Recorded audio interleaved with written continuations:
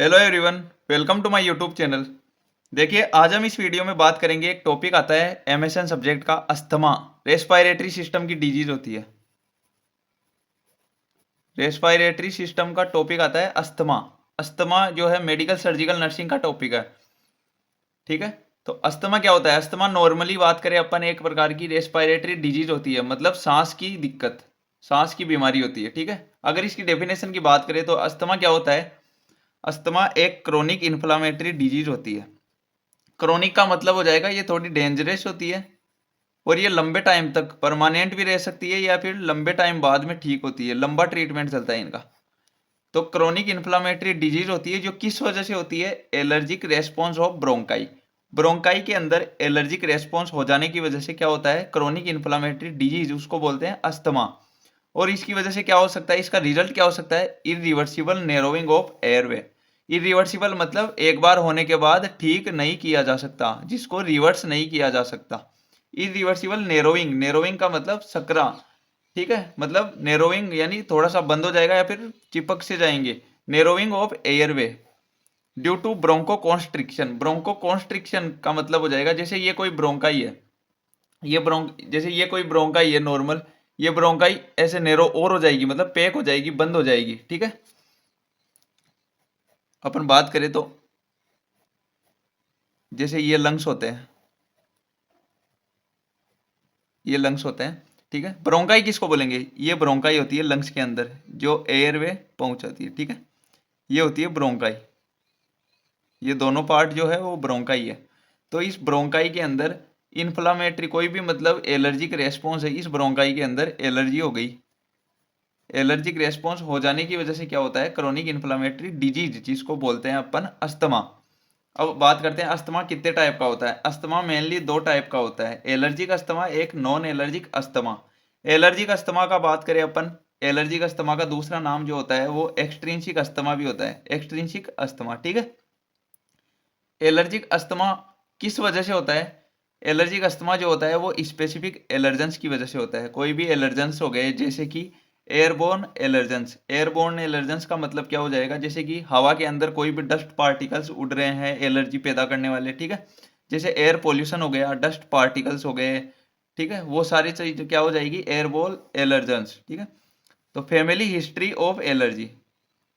तो allergic asthma क्या होता है? एलर्जिक अस्थमा जो होता है वो कुछ स्पेसिफिक एलर्जेंस होते हैं, उनकी वजह से होता है। स्पेसिफिक एलर्जेंस जैसे कि डस्ट पार्टिकल्स हो गए, एयर पोल्यूशन हो गया। ठीक है। इसके अलावा दूसरा जो कारण है एलर्जिक अस्थमा होने का वो है family history of allergy. Family history मतलब जैसे जेनेटिक है कोई चीज, फैमिली हिस्ट्री, फैमिली में पहले किसी को, पापा मम्मी को एलर्जिक अस्थमा था, फिर भाई को आ गया, फिर अपने खुद में आ गया, तो इस प्रकार से रेगुलर चल रहा है एक। ठीक है।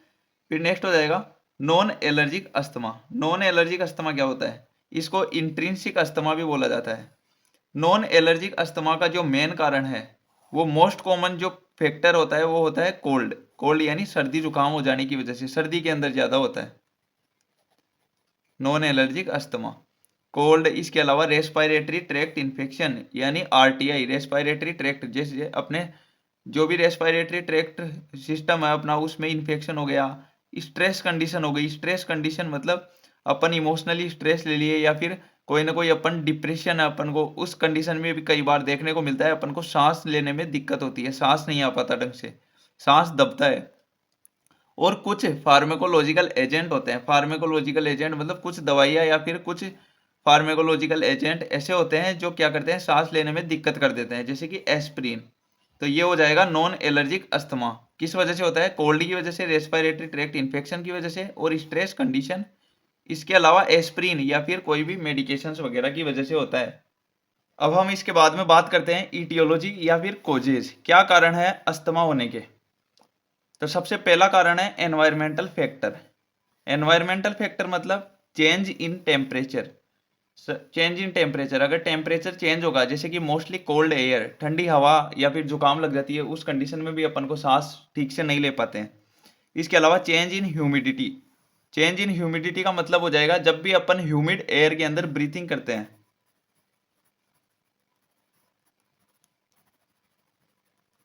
जब भी अपन ह्यूमिड एयर के अंदर ब्रीथिंग करते हैं तो अपने लंग्स के अंदर जो नर्व्स होती है लंग्स की जो नर्व्स होती है, नर्व्स एक्टिवेट हो जाती है, और ये लंग्स के अंदर नर्व्स एक्टिवेट हो जाने की वजह से क्या कर देती है, नैरो कर देती है और टाइट कर देती है अपने एयरवे को।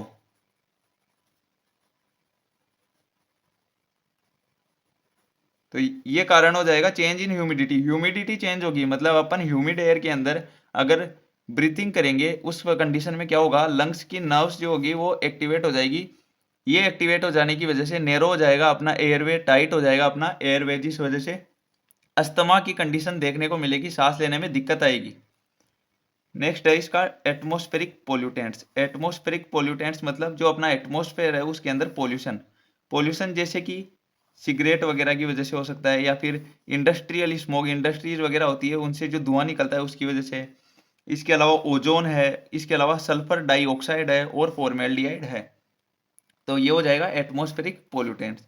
थर्ड है एलर्जन इनहेलेशन, यानी अपन एलर्जन इनहेल कर रहे हैं, अपन को कोई चीज़ से एलर्जी है उसको इनहेल कर रहे हैं, जैसे कि बियर हो गई, वाइन हो गई, शराब हो गई, बियर हो गई, ये सब चीज़ें भी क्या करती है, अपने को अस्थमा देखने को मिलती है।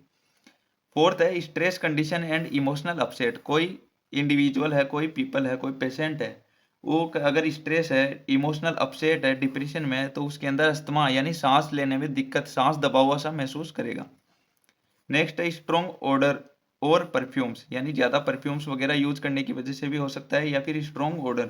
स्ट्रॉन्ग ऑर्डर का मतलब हो जाएगा स्मेल, बहुत तीखी स्मेल है किसी चीज़ की, उस वजह से होता है। तो ये हो जाएंगे ईटियोलॉजिकल फैक्टर या फिर कोजेज, ठीक है। अब देखिए हम नेक्स्ट बात करते हैं पैथोफिजियोलॉजी की। पैथोफिजियोलॉजी का मतलब क्या होता है कि कैसे तो डिजीज जो है वो अपनी बॉडी में एंट्री की, और कैसे कैसे डिजीज प्रोग्रेस की, और कैसे लास्ट में कंडीशन अराइज हुई अपनी बॉडी में इस डिजीज से रिलेटेड, तो वो होती है पैथोफिजियोलॉजी। तो सबसे पहले पैथोफिजियोलॉजी की बात करेंगे एलर्जिक अस्थमा की। एलर्जिक अस्थमा में पैथोफिजियोलॉजी कैसे होगी, यानी कोई भी ईटियोलॉजिकल, कोई भी पॉजिटिव एजेंट है, कोई भी फैक्टर है, अस्थमा करवाने वाला कोई भी फैक्टर है, वो अपनी बॉडी के अंदर क्या करेगा, रेस्पिरेटरी ट्रैक्ट के अंदर एंटर कर जाएगा। कोई भी एजेंट है, वो एजेंट अपने रेस्पिरेटरी ट्रैक्ट में एंटर किया, एंटर करने के बाद में जो आईजीई होती है, इम्यूनोग्लोबुलिन ई, आईजीई मतलब एंटीबॉडी होती है एक प्रकार की, ये immunoglobulin E, IgE antibody produce होगी, किसके अगेंस्ट प्रोड्यूस होगी, एलर्जिक एंटीजन के अगेंस्ट प्रोड्यूस होगी। एलर्जिक जो एलर्जी पैदा करने वाला एंटीजन है उसके अगेंस्ट आईजीई एंटीबॉडी बनेगी, और ये बनने के बाद में मास्ट सेल से अटैच हो जाएगी।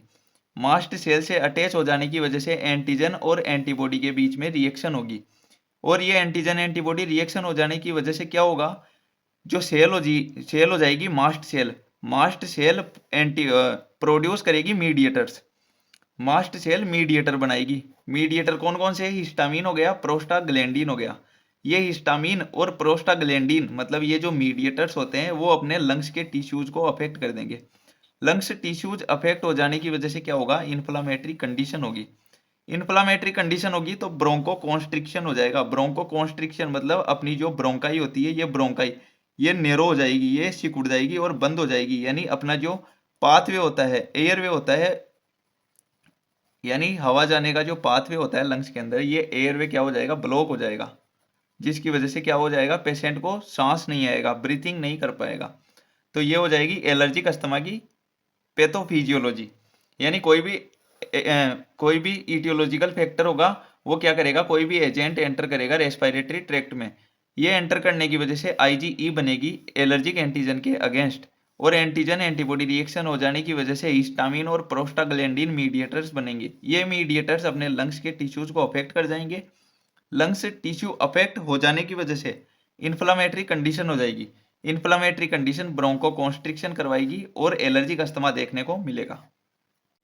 फिर हम इसके बाद नेक्स्ट बात करते हैं non allergic asthma. Non allergic asthma की पैथोफिजियोलॉजी की, pathophysiology of non allergic asthma. Non allergic asthma कैसे कैसे फैलेगा, कोई भी ईटियोलॉजिकल फैक्टर होगा, वो ईटियोलॉजिकल फैक्टर जो है वो स्टिमुलेट कर देगा nerve ending in the airway, यानी अपना जो एयरवे होता है, सांस लेने का रास्ता होता है, उसके अंदर जो नर्व एंडिंग्स होती है उसको स्टिमुलेट कर देगा कोई भी ईटियोलॉजिकल फैक्टर। और ये नर्व एंडिंग एयरवे के अंदर स्टिमुलेट हो जाने की वजह से एसिटाइल कोलिन, जो कि एक प्रकार का न्यूरोट्रांसमीटर होता है, वो रिलीज हो जाएगा। एसिटाइल कोलिन रिलीज हो जाने की वजह से ये क्या करेगा, ये स्टिमुलेट करेगा मीडिएटर प्रोडक्शन को। यानी एसिटाइल कोलिन जो एक प्रकार का न्यूरोट्रांसमीटर होता है वो रिलीज हुआ, ये रिलीज होते ही ये करेगा कि मीडिएटर प्रोडक्शन होना चाहिए, ये इस चीज को स्टिमुलेट करेगा, यानी हिस्टामिन और प्रोस्टाग्लैंडिन। तो जैसे ही मीडिएटर्स का प्रोडक्शन होगा हिस्टामिन और प्रोस्टाग्लैंडिन का, तो ये डायरेक्टली ब्रोंको कॉन्स्ट्रिक्शन करवा देंगे। ब्रोंको कॉन्स्ट्रिक्शन मतलब ब्रोंकाई का नेरो हो जाना, ब्रोंकाई का ब्लॉक हो जाना, नेरोविंग ऑफ एयरवे, जिसकी वजह से क्या हो जाएगा, अस्थमा देखने को मिलेगा, नॉन एलर्जिक अस्थमा। देखिए अब हम नेक्स्ट बात करते हैं क्लिनिकल फीचर्स की। जो अस्थमा होता है, अस्थमा डिजीज कंडीशन होती है, इसके क्लिनिकल फीचर्स यानी अस्थमा के साइन सिम्टम क्या क्या देखने को मिलेंगे। तो सबसे पहला साइन है इसका कफ, कफिंग देखने को मिलेगी, ठीक है। नेक्स्ट हो जाएगा डिस्पनिया, डिस्पनिया का मतलब होता है डिफिकल्टी इन ब्रीथिंग।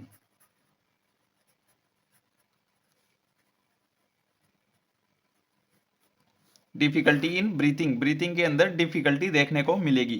थर्ड हो जाएगा हाइपोक्सीमिया, हाइपोक्सीमिया, मिया आ गया इसका मतलब ब्लड, तो हाइपोक्सीमिया का मतलब हो जाएगा low level of oxygen in blood, blood के अंदर ऑक्सीजन का लेवल कम हो जाना, उसको बोलते हैं हाइपोक्सीमिया। नेक्स्ट हो जाएगा ब्रोंको कॉन्स्ट्रिक्शन, ब्रोंको कॉन्स्ट्रिक्शन का मतलब हो जाएगा जो ब्रोंकाई होती है उसका नेरोइंग हो जाना, उसका सिकुड़ जाना। इसके अलावा नेक्स्ट है टेकिकार्डिया, टेकिकार्डिया क्या होता है, टेकिकार्डिया का मतलब होता है fast heart rate, heart rate का तेज हो जाना। इसके अलावा चेस्ट टाइटनेस, यानी चेस्ट जो है वो टाइट फील होगी। इसके अलावा हो जाएगा shortness of breathe, shortness of breathe का मतलब इसको डिस्पनिया भी बोल सकते हैं, यानी डिफिकल्टी इन ब्रीथिंग, एक ही चीज है दोनों। नेक्स्ट हो जाएगा increase mucus production, mucus production जो है अस्थमा की कंडीशन में बढ़ जाएगा। म्यूकस क्या होता है, म्यूकस एक प्रकार का फ्लूइड होता है जो अपने लंग्स में, अपने गले में और अपने नाक में प्रेजेंट होता है। इसके अलावा बॉडी के अन्य हिस्सों में भी ये क्या होता है, भरा हुआ रहता है। तो म्यूकस प्रोडक्शन बढ़ जाएगा। इसके अलावा साउंड ड्यूरिंग इंस्पायरेशन, जब भी अपन इंस्पायरेशन करेंगे यानी सांस अंदर लेंगे उस टाइम पे अपन को आवाज आएगी, यानी साउंड देखने को मिलेगा। तो क्या हो जाएगा, साइन सिम्टम में कफिंग हो जाएगी, डिस्पनिया, डिस्पनिया का मतलब हो जाएगा difficulty in breathing, hypoxaemia, hypoxaemia का मतलब हो जाएगा ऑक्सीजन का लेवल लो हो जाना ब्लड के अंदर। ब्रोंको कॉन्स्ट्रिक्शन देखने को मिलेगा। टेकिकार्डिया, टेकिकार्डिया मतलब हार्ट रेट फास्ट देखने को मिलेगी। चेस्ट टाइट देखने को मिलेगी। Shortness of breath, mucus production increase हो जाएगा। साउंड ड्यूरिंग इंस्पायरेशन, ये हो जाएंगे इसके क्लिनिकल फीचर्स। अब बात करते हैं इसके डायग्नोस्टिक इवाल्युएशन की। डायग्नोस्टिक इवाल्युएशन मतलब अगर किसी पेशेंट के अंदर अस्थमा है तो उसके लिए अपन को डायग्नोसिस, उसका पता कैसे लगाएंगे, कौन कौन से जांच करवाएंगे, कौन कौन से टेस्ट करवाएंगे। तो डायग्नोस्टिक इवाल्युएशन में हो जाएगा डायग्नोस्टिक इवाल्युएशन में हो जाएगा सबसे पहला हिस्ट्री टेकिंग। हिस्ट्री टेकिंग का मतलब हो जाएगा पेशेंट की जो भी पास्ट हिस्ट्री है, हिस्ट्री टेकिंग मतलब पास्ट मेडिकल हिस्ट्री है, उसके पहले से क्या क्या बीमारी है, पहले से कहाँ कहाँ दवाई ले चुका, तो वो सारी की सारी उसकी मेडिकल हिस्ट्री जानेंगे। इसके अलावा उसका फिजिकल एग्जामिनेशन करेंगे। फिजिकल एग्जामिनेशन मतलब उसकी पूरी बॉडी का चेकअप करवाएंगे सबसे पहले। फिजिकल एग्जामिनेशन में बॉडी चेकअप मतलब head to toe examination, head to toe examination, ऊपर से लेकर नीचे तक उसकी हर एक जांच करवाएंगे, ठीक है। इसके अलावा चेस्ट एक्सरे करवाएंगे। चेस्ट एक्सरे के अलावा ब्लड टेस्ट करवाएंगे। उसका ब्लड टेस्ट के अलावा स्पुटम कल्चर करवाएंगे। स्पुटम कल्चर मतलब स्पुटम टेस्ट करवाएंगे, उसका स्पुटम की जांच करेंगे। और लास्ट हो जाएगा लंग्स फंक्शन टेस्ट, उसके लंग्स के जो फंक्शन कर रहे हैं लंग्स, उसके फंक्शन का टेस्ट करेंगे। इसके अलावा स्किन टेस्ट भी करवा सकते हैं। स्किन टेस्ट अगर एलर्जिक अस्थमा है, एलर्जी की कंडीशन में अपन स्किन टेस्ट करवा सकते हैं, ठीक है। अब हम नेक्स्ट बात करते हैं अस्थमा के मैनेजमेंट की। मैनेजमेंट मतलब अगर किसी पर्सन को अस्थमा हो गया तो अपन को क्या ट्रीटमेंट करना होगा उसका। तो मैनेजमेंट में सबसे पहले अपन बात करते हैं मेडिकल मैनेजमेंट की। मेडिकल मैनेजमेंट मतलब दवाइयों में क्या क्या देंगे उसको। तो सबसे फर्स्ट है ब्रोंको डायलेटर। ब्रोंको डायलेटर मतलब जब भी अस्थमा की कंडीशन होती है तो अस्थमा में क्या होता है, नेरोइंग हो जाता है अपना पाथवे, यानी ब्रोंको कॉन्स्ट्रिक्शन हो जाता है। तो इस ब्रोंको कॉन्स्ट्रिक्शन कॉन्स्ट्रिक्शन को रोकने के लिए, कॉन्स्ट्रिक्शन को खत्म करने के लिए अपन को कॉन्स्ट्रिक्शन को, ब्रोंकाई को डायलेट करना पड़ेगा। तो ब्रोंको डायलेटर देंगे। ब्रोंको डायलेटर में जैसे कि साल्ब्यूटामोल हो गया, फॉर्मोटेरोल हो गया, ये दोनों चीज क्या होती है, इनहेलर फॉर्म में होती है। इनहेलर फॉर्म में साल्ब्यूटामोल और फॉर्मोटेरोल दे सकते हैं। नेक्स्ट है कोर्टिकोस्टेरॉइड। कोर्टिकोस्टेरॉइड एक प्रकार का स्टेरॉइड होता है। ये क्या करता है, इन्फ्लामेटरी प्रोसेस को कम कर देता है। जैसे कि एग्जाम्पल स्टेरॉइड टेबलेट होती है, एक मेडिसिन होती है मिथाइल प्रेडनिसोलोन, वो दे सकते हैं। नेक्स्ट हो जाएगी एंटीकोलिनर्जिक। एंटीकोलिनर्जिक क्या करती है, स्मूथ मसल्स का रिलैक्सेशन करवाती है, इसके साथ साथ जो म्यूकस का सिक्रेशन होता है उसको कम कर देती है। तो ये हो जाएगा इसका मेडिकल मैनेजमेंट। नेक्स्ट है कॉम्प्लिकेशन। कॉम्प्लिकेशन मतलब अगर अस्थमा की कंडीशन हो गई तो क्या क्या कॉम्प्लिकेशन देखने को मिलेंगे। तो पहला क्या हो जाएगा, अगर अस्थमा ज़्यादा हो गया तो रेस्पिरेटरी फेलियर भी देखने को मिल सकता है, रेस्पिरेटरी सिस्टम फेल हो सकता है अपना। न्यूमोनिया की कंडीशन देखने को मिल सकती है। और तीसरी हो जाएगी कार्डियक अरेस्ट। कार्डियक अरेस्ट का मतलब स्टॉप हार्ट बीट, यानी हार्ट बीट, दिल की धड़कन का रुकना। देखिए अब हम नेक्स्ट बात करते हैं लास्ट नर्सिंग मैनेजमेंट की, कि अपन को नर्सिंग मैनेजमेंट यानी नर्सिंग स्टाफ किस चीज़ के लिए रिस्पॉन्सिबल होगा अगर कोई अस्थमा का पेशेंट है। तो नर्सिंग मैनेजमेंट में हो जाएगा सबसे पहला provide O2 therapy to the patient, यानी पेशेंट को ऑक्सीजन थेरेपी देनी है, ऑक्सीजन प्रोवाइड करवानी है पेशेंट को। नेक्स्ट हो जाएगा provide fluid and electrolyte to the patient, यानी पेशेंट को टाइम से फ्लूइड भी देना है और इसके साथ साथ इलेक्ट्रोलाइट्स भी प्रोवाइड करवाने हैं। नेक्स्ट हो जाएगा प्रोवाइड ड्रग्स एज प्रेस्क्राइब्ड, यानी इसका मतलब हो जाएगा जैसे डॉक्टर ने प्रेस्क्राइब की है, उसकी पर्ची में ड्रग्स लिखी है, उस प्रकार से अपन को उसको दवाइयाँ देनी है। फोर्थ हो जाएगा मॉनिटर एबीजी। एबीजी मॉनिटर का मतलब, एबीजी का मतलब हो जाएगा आर्टीरियल ब्लड गैसेज। एबीजी का मतलब हो जाएगा आर्टीरियल ब्लड गैसेज। इन सब चीज़ों को अपन को चेक करते रहना है, पल्स चेक करते रहना है बार बार में। डिटेक्ट हाइपोक्सिया, यानी अगर पेशेंट के अंदर हाइपोक्सिया का पता लगाने के लिए, हाइपोक्सिया मतलब O2 की कमी, ऑक्सीजन की कमी तो नहीं हो रही है, इस चीज़ को डिटेक्ट करने के लिए बार बार में पल्स देखते रहना है, एबीजी आर्टीरियल ब्लड गैसेज को मॉनिटर करना है। इसके अलावा पेशेंट को प्रोवाइड करवाना है कंफर्टेबल पोजीशन, एक सूटेबल पोजीशन जिसमें वो कंफर्टेबल फील कर सके, वो चीज़ वो प्रोवाइड करवानी है। नेक्स्ट हो जाएगा मैकेनिकल वेंटिलेशन। मैकेनिकल वेंटिलेशन का मतलब हो जाएगा उसको आर्टिफिशियल वेंटिलेशन देना है, यानी ऑक्सीजन सिलेंडर लगा सकते हो उसके। आर्टिफिशियल वेंटिलेशन देना है अगर पेशेंट सीरियस कंडीशन में है तो। और लास्ट हो जाएगा check the vital sign frequently, यानी अपन को फ्रिक्वेंटली बार बार में पेशेंट के वाइटल साइन चेक करते रहना है। वाइटल साइन का मतलब क्या हो जाएगा, वाइटल साइन कौन कौन से होते हैं, टीपीआर और बीपी। वाइटल साइन कौन कौन से होते हैं, टीपीआर और बीपी, यानी बीपी चेक करना है, टी का मतलब टेम्परेचर चेक करते रहना है पेशेंट का, पी का मतलब पल्स चेक करते रहना है पेशेंट की, आर का मतलब रेस्पायरेशन देखते रहना है। और नया एक वाइटल साइन 5वें नंबर का एक और आया है, ऐड हो गया है, पेन। वैसे नॉर्मली यही मान के चलते हैं टीपीआर और बीपी, ये अपन को वाइटल साइन उसको बार बार में देखते रहने हैं। तो ये था अस्थमा, और ये था अस्थमा का नर्सिंग मैनेजमेंट।